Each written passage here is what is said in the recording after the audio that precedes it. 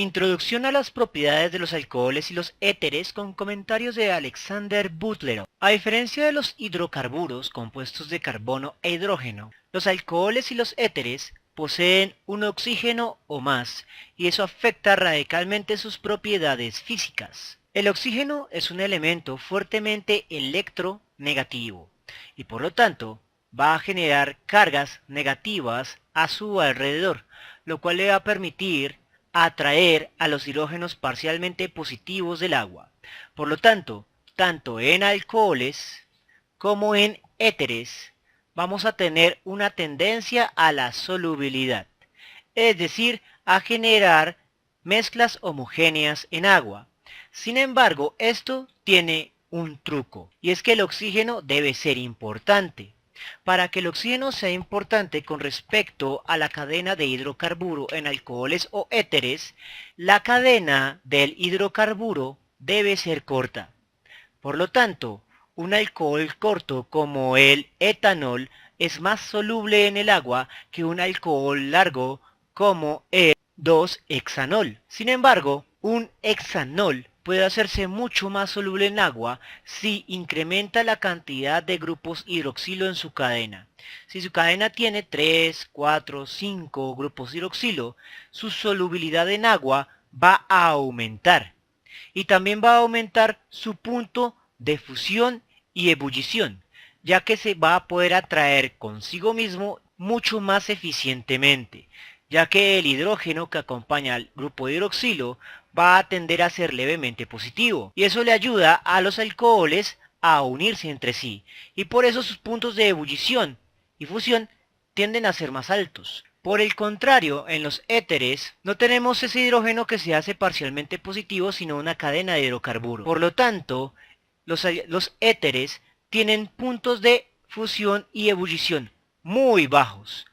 Algunos muy cortos, como el metoximetano, tiende a ser gas a temperatura ambiente, porque aunque el oxígeno intenta atraer partes positivas, no hay partes realmente positivas en su cadena. Los dos grupos metilo tienden a ser de carga neutra y por lo tanto no le sirven al oxígeno para atraer. Y eso impide que las moléculas del metoximetano se atraigan entre sí para tener puntos de fusión y ebullición altos.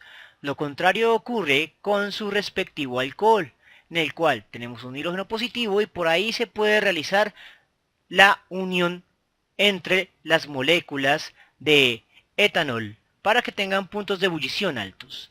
Para tener una idea más o menos, esta sustancia tiene un punto de ebullición de aproximadamente unos 70 grados centígrados, mientras que el metoximetano tiene un punto de ebullición de alrededor de menos 25 grados centígrados más o menos. El efecto de ese hidrógeno positivo con respecto al oxígeno negativo es muy fuerte. Una de las clasificaciones más importantes para poder entender las reacciones, especialmente las reacciones de oxidación en los alcoholes, es la de alcoholes primarios, secundarios y terciarios, que va a depender del tipo de carbono del cual se desprende el grupo hidroxilo.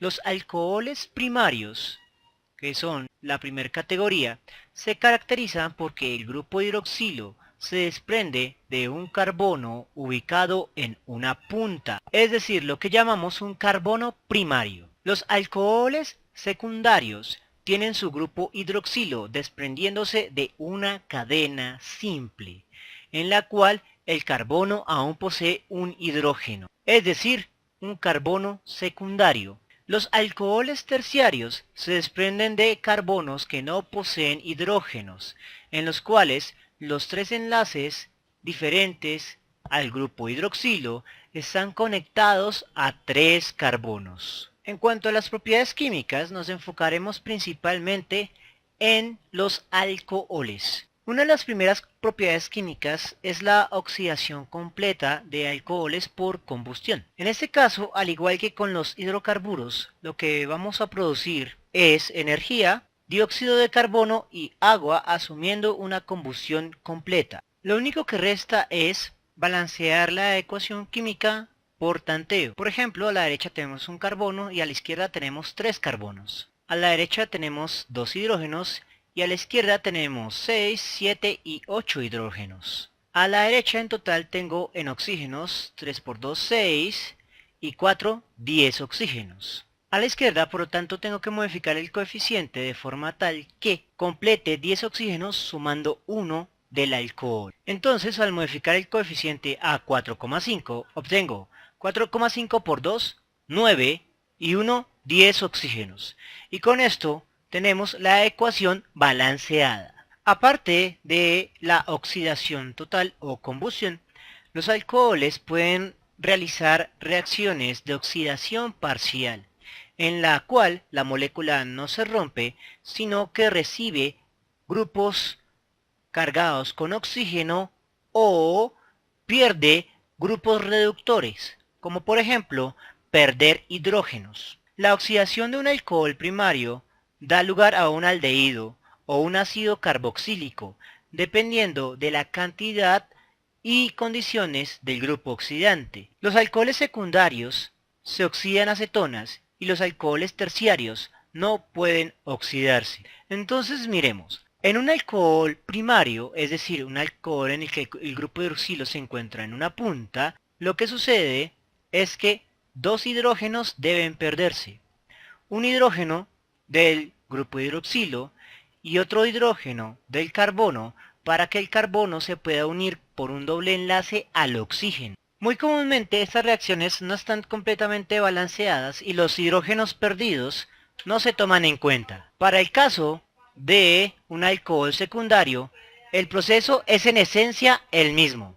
Se pierden dos hidrógenos y el carbono se une al oxígeno por un enlace doble, mientras que los alcoholes terciarios no se oxidan. En los alcoholes primarios tenemos que se puede seguir un segundo ciclo de oxidación en el cual se pierde un hidrógeno y se recibe un grupo hidroxilo, lo que da lugar a un ácido carboxílico. Contrario a las oxidaciones tenemos las reducciones.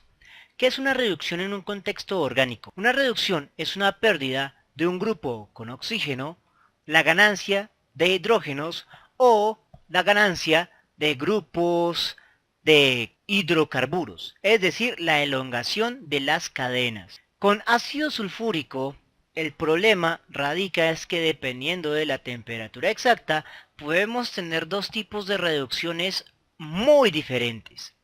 En la primera reducción, lo que sucede es que se pierde el grupo hidroxilo y se genera un doble enlace entre carbonos. En otras palabras, se sintetiza un alqueno. Pero, al variar la temperatura, en este caso específico disminuyendo la temperatura alrededor de 20 grados centígrados, lo que tenemos es que varias cadenas se van a unir por el oxígeno, perdiendo solo un hidrógeno y sintetizando un éter. Ahora, ¿cómo saber cuándo una y cuándo otra? La buena noticia es que en los enunciados de las pruebas de estado, lo que hacen es determinarle en el contexto a usted una ruta específica de las dos posibles y sobre ella realizar la pregunta. Adicionalmente hay que tener en cuenta que la deshidratación es diferente dependiendo del tipo de alcohol que tenemos. Los alcoholes terciarios se deshidratan más fácil que los secundarios y esos a su vez se deshidratan más fácilmente que los primarios. Bien, estas fueron algunas de las reacciones más importantes para los alcoholes. Es posible que en las pruebas del ICFES aparezcan otras reacciones diferentes. Sin embargo, van a tener en común que el contexto le va a decir cómo ocurre la reacción y por lo tanto solo es seguir las instrucciones. Espero que les haya gustado y nos vemos en una próxima oportunidad.